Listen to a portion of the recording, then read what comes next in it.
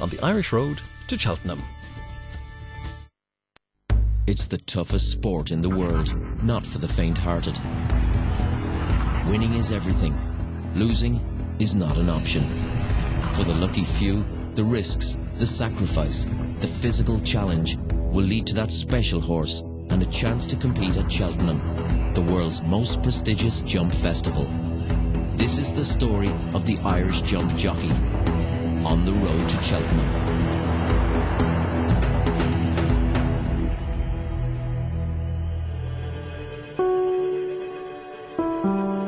From the very, very start, there was nothing else on my mind, only horses.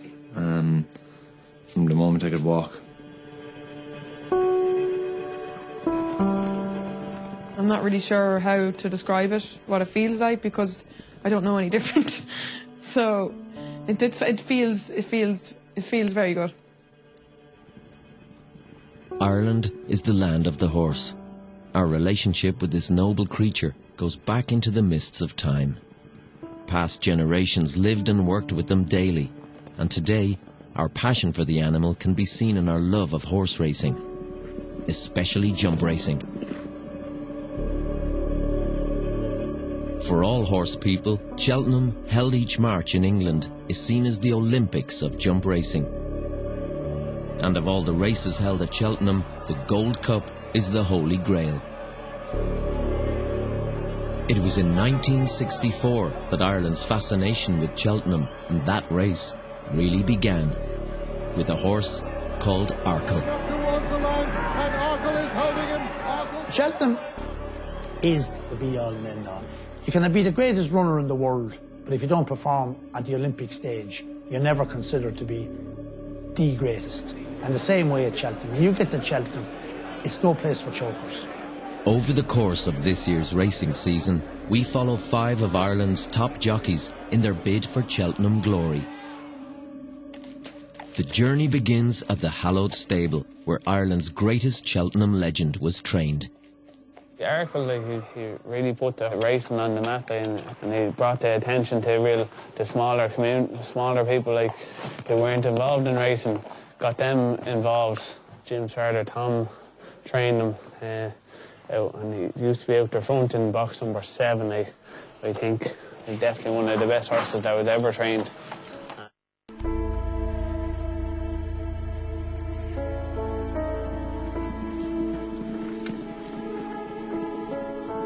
That's Andrew's house there, where he grew up.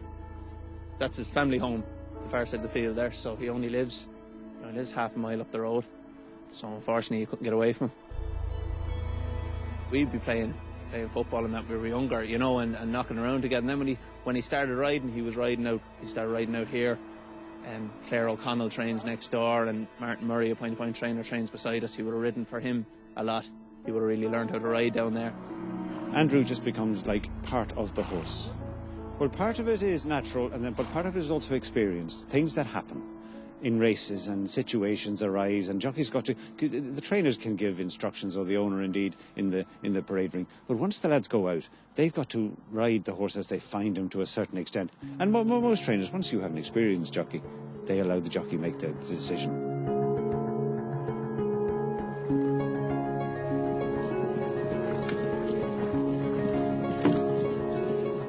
Middle-of-the-road horse will do what they've done there. They haven't actually done anything amazing, if you know what I mean. I'll tell you if they're able to jump or not. Every lad, they'd be lying if they said otherwise. Your plan is to ride winners at Cheltenham, and not just ride winners. You want to be riding in every race and every day at Cheltenham. That's the whole point of riding. You want to be riding on those big days. And Andrew was lucky in the fact, early on, I say lucky, he's met some good horsemen. The likes of size in Europe has put him in a position. The senior jockeys who've ridden twice as long as Andrew, they might never get to ride a horse of that calibre at Cheltenham. Very good. Much better.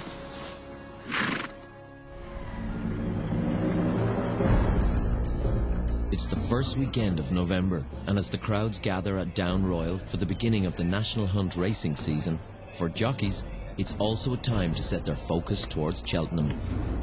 Last season, with 104 victories and securing nearly €2 million in prize money, Davy Russell won the Irish Champion Jockey title for the first time in his career.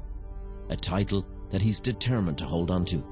There's Gold Cup horses and showing there's horses that are coming through, and there's horses that are at a certain level that need to prove that they're good enough to run at that level. Like, there's a big crowd, it's all televised, there's a lot of prize money. Your whole season could revolve around something like this, you know. Okay, lads, come on, Pete. You'd have to look after each other out there as well, like, you know, because it's a dangerous sport and you can't take too much for granted, like, you know. So the day you look after someone, there'll be another day that he'll look after you. In 2007, Davy was appointed retained rider for Michael O'Leary's Gigginstown House Stud, giving him access to some of the best horses in the country. The luxury of having an owner with hundreds of top-class horses is not something Andrew McNamara can depend on. As a freelance jockey, in order to get booked for rides, Andy needs to forge strong relationships with up-and-coming trainers like John Shark Hanlon. A trainer will tell you everything they can before the race that they feel will help you out.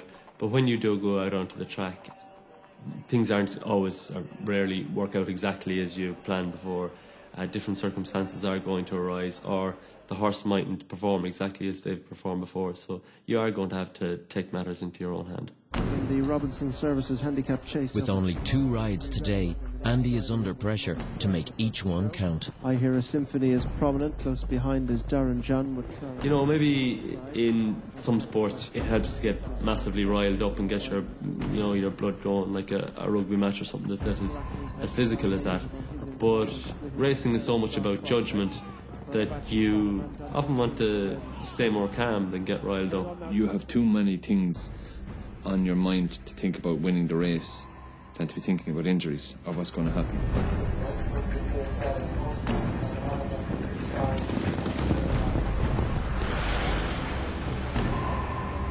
Is it odd to have that job that the ambulance follows you? No, I'm glad that they're following us. But there's someone there to take us off if we're injured. Behind, that's Bannerman, Rookery Rebel, leafing over. Darren John was unlucky and he hampered Dark Prospect there. When you go out and you ride a horse that's jumping away well, you're not thinking about getting injured. You've more important things in your mind, or more imminent things in your mind. Maybe if you're going out and riding one that gallops straight through the first 3, you might start coming into your head at that stage. On the second from home, travelling at nearly 40 miles an hour, it all goes wrong for Andy. Darren Jan crashes through the fence, sending him tumbling to the turf. The person behind you, if you fall, you're kind of hoping that they'll move out of your way and not run over you, so you're hoping that they're still your friend and they don't go over you. You curl yourself up into a ball and make yourself as small as you possibly can, and you take the hit then. Sometimes it's like a washing machine. You're chucked around a little bit and you're waiting for the next hit, and when that doesn't come, you're kind of going, thank God for that. But it's very hard for jockeys to avoid jockeys on the ground when you're going at that speed and they land straight in front of you. What do? You just hope that your horse will jump them. I've had to get surgery on my face and my teeth and ribs. I've bruised my heart, I've punctured my lung. I've dislocated my ankle, I've broken my fibula and my tibia. I broke my cheekbones, my jaws, all my teeth, my nose, and I broke my arm as well in the same fall. I broke my foot off a railing, and the actual railing went through my boot, and it was kind of blood everywhere. Jump racing is a dangerous sport, and there's been a lot of injuries to a lot of jockeys, and there's been some very unfortunate accidents. I definitely think today Kieran Kelly lost his life was the biggest down I've witnessed in racing. It was a terrible day for everyone involved in racing. Every day you walk out of a race course, you might have fallen off 1 or 2 or got bet on an odds-on favourite, but every day you walk out is a good day.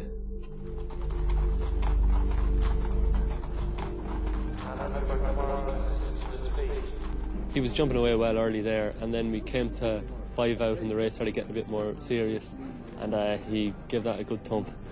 Then 3 out, he gave another small bit of a mistake, and those 2 had put paid his chances, which was a pity because he'd been running quite well up to that. Felt well in himself today, and then we went down to the second last when he was probably beaten, gave it a good smack and turned over. Were you sore, Andy? The spectre of falling and being injured is a reality for every jockey. Injury, no matter how minor, can mean being stood down, costing the jockey not only good rides, but more importantly, vital earnings. Perfect. Okay, we get over 1,000 falls per year in jump racing. We would normally try to get them within 60 seconds. That would be our aim. When I got to him, obviously we do a very quick assessment on site to make sure he's stable to be moved. He did just roll over on me a little bit. I got my foot caught underneath him for a second. Sometimes when you're on the ground, you're not really, you feel something sore, but you don't really know if you have any damage done or anything. So I was a little bit worried for a second that he'd damaged my ankle. I have had trouble with concussion, and I had one fall where I was knocked out for a day. So I would be a bit conscious of that I've probably had too many concussions to be healthy. It's probably the hottest topic in sports medicine, concussion, because we now know that repeated concussions, and certainly, particularly if you return to any sport while you're still concussed, you may have long-term consequences. Now, we have a very strict protocol in place that if a jockey is concussed, just stay down for 6 days and then reassessed before they can go back race riding again. You never want to be told that you're stood down for the next day. Never want to be told that. It's just the worst thing in the world. We're going to ride and we're going to keep going and it's not sore. So basically I think your brain kind of tells you that it's not sore sometimes.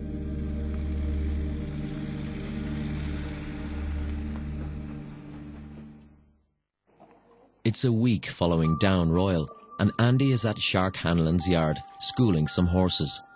It's 7 a.m. It's cold, it's wet, but for Andy Mack, this is living. I grew up in a racing yard. My dad trains horses.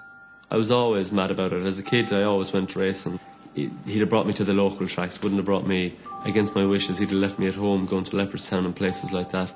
But I was always big into ponies. We did everything from hunting, hunter trials, eventing, a little bit of show jumping.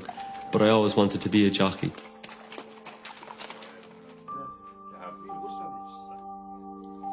This is the most important half hour of the day now.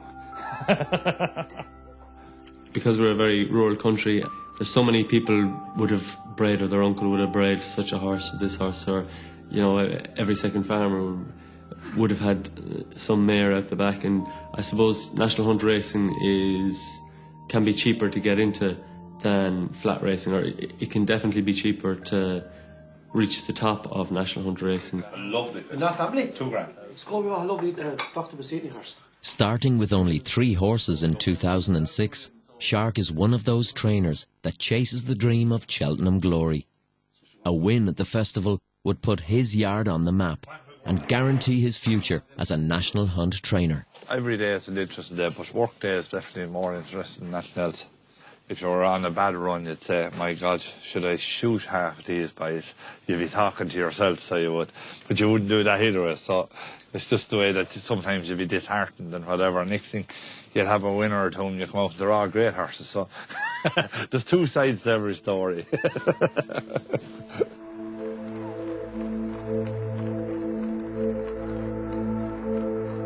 When I got to the age of 16, then as the youngest you can take out an amateur licence. So I did that at the age of 16, mostly for Dad. Gave me a couple of rides and a few of his own. My first point-to-point winner was for him, and then later my first winner on the track was for him. But this was all as an amateur, and I went to school with the idea of going to college, but sneaky always wanting to be a jockey.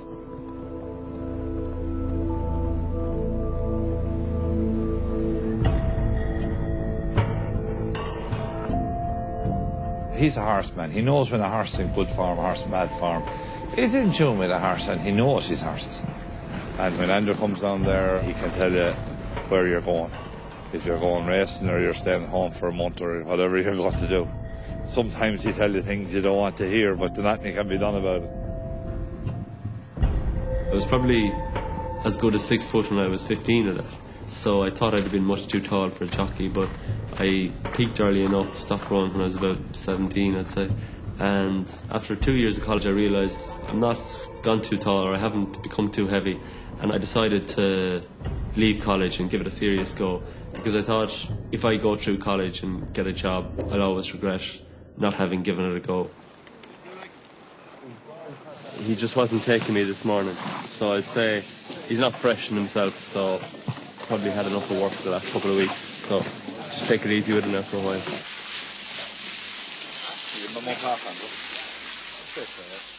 And the like of Andrew can tell you, just give him time or drive on with him or whatever the case may be. So we'll mind him. We'll mind him. Andrew says mind him, so we'll mind him.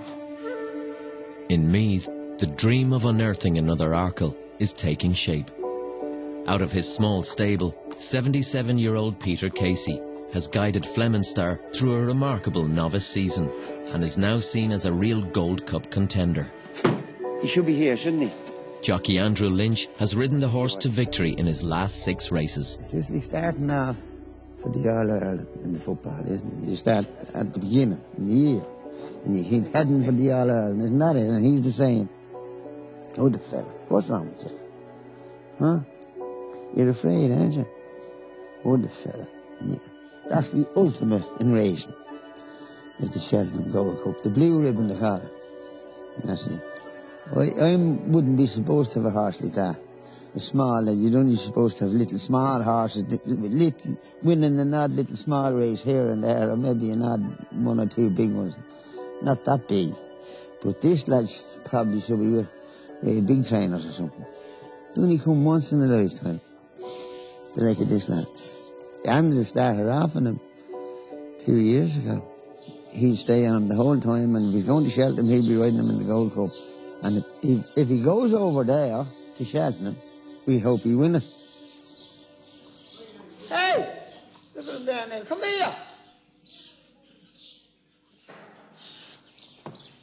You didn't say Day's lads was coming. I forgot to tell you. Well, you're some. I'll tell you that. I didn't want you to. I wanted to get a good night's sleep. For a small trainer like Peter Casey, like, to get such a good horse, it's brilliant, like, and they don't come round too often. Everyone wants a Gold Cup horse. Not that many people are lucky enough to have a good horse even to be thinking about it. Like, but with Flemenstar, I think it's definitely worth talking about it, yeah. Going to Cheltenham with a real contender is every trainer and jockey's dream. But over a long season, this dream can easily be snatched away. In Cork last year, lucky I survived hitting the ground. Unlucky I didn't avoid a horse galloping over me, and I broke my leg. They brought me to Cork that night. They put a pin from my hip down through the bone to my knee to make the bone knit around it. But like, it's just one of those things. But I was in the ambulance, sure, all I could think about was like, what was I going to miss? When was I going to be back, and was I going to be back in time for the better horses? I still have a slight limp. I still do a lot of physio and a lot of cycling, and still walk in the sea a good bit to keep the muscle and the blood circulating. You don't want to be watching other people win on horse that you should be winning on. Over in Kilkenny, Andy Mack has met up with trainer Shark Hanlon to school Hidden Cyclone ahead of an important race in Gowran Park in 2 weeks. With memorable victories at Cheltenham and the Irish Grand National under his belt, last season Andy went freelance. But with that came a drop in his number of rides. It's horses of the quality of Hidden Cyclone that he hopes will carry him back to the very top, even all the way to Cheltenham glory. Hidden Cyclone isn't the most straightforward because he lacks a bit of self-respect, and he, likes to pull and drag and just do whatever he wants to do straight away. Getting to know him has probably helped me to know where to settle him, and different situations are going to arrive in different races, and you'll probably react to that a bit better if you know the horse a bit better. You go through all the good horses over the years. They always had a bond with their jockeys. It takes a lot of pressure off the trainers because you know when they go out that the two of them are together. Every story has its own tale, and when you see Andrew smiling, that's the tale. Gordon, so. Gordon, here we go. 2 weeks. 2 weeks. Sound chance to talk to you.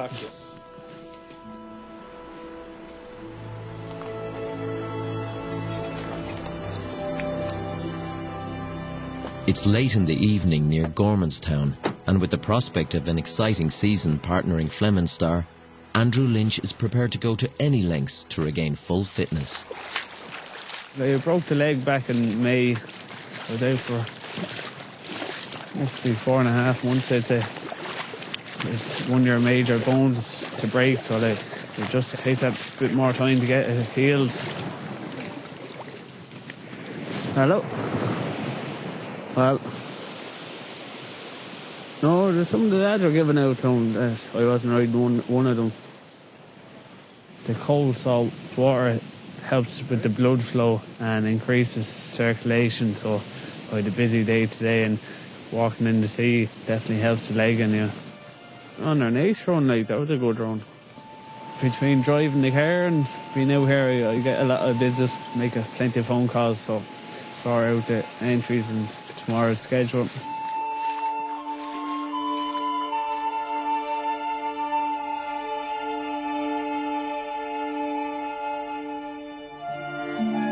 The morning of the big race at Gowran Park has arrived. If Hidden Cyclone is to prove a real contender for Cheltenham glory, he needs to stamp his authority today.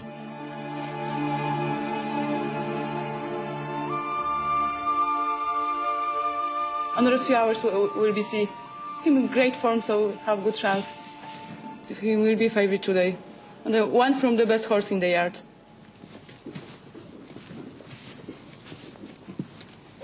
He's relaxing before the race now. This stage, only a couple of hours from the race, you always get nervous. He knows that there's something happening. He's after getting his hair plaited and something exciting happening for the day, so we're just going to wait and see. You're as good as your last ride with Andrew. I'm as good as my last winner. If you're not training winners, you're not riding winners, people forget about you very quick. I'm only training 5-6 years. He's there longer than I am at. But I'm willing to give it a good go, and Andrew is willing to give it a good day. And I think in time, I think the two of us hope it clicks like we were hoping it would. At Gowran Park, there's a small yet competitive field entered for the feature race of the day. Minutes before the off, Shark and Andy have one last chance to make sure they have their tactics right. Just a little bit concerned that there'll be no pace. No. She's made it before. You know. As Shark was saying, there might be any pace in the race, which isn't ideal, but he has made it before.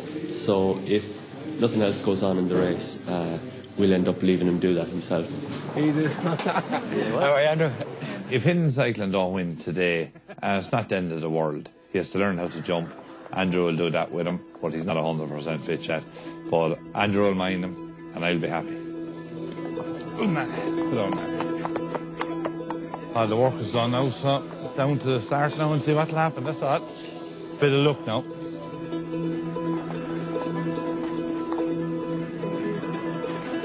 No pressure. Pressure's for tyres. The horse is gathering at the start for our 5th race. 5-flag race, there. To the first of 14 fences, 90th minute, with Call the Police to inside, Hidden Cyclone, Great Oak and Tillahouse close on the outer. Not much to choose between the leading pair, Hidden Cyclone on the outside. Now 90th minute, drop back into 4th on the inside of Great Oak.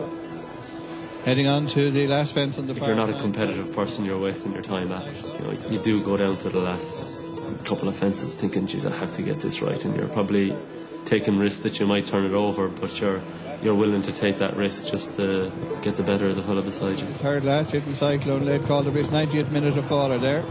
Go on, boy. Go on, you good thing, yeah. Go on, you boy, yeah. Easy, Andrew, easy. Oh, give him a hard one. Hidden Cyclone will record his 3rd win over fences. Hidden Cyclone wins it under Andrew McNamara. Andrew's definitely very good, and was very good on him today again. He done it well, he jumped well, and that's the most important. People were knocking him for his jumping, but he done it today. It's great to have it over. The dream is still alive. I'm happy. He jumped well, didn't he? Next week, after his leg break, Andrew Lynch is hoping the surgeons will give him the all clear. Champion jockey Davy Russell puts the next crop of Cheltenham hopefuls through their paces. Oh, you have a chance, so. And Andy Mack needs to sweat out £5 to make a ride. You might look a little bit skinnier, but your face will look horrendous, so give it a miss.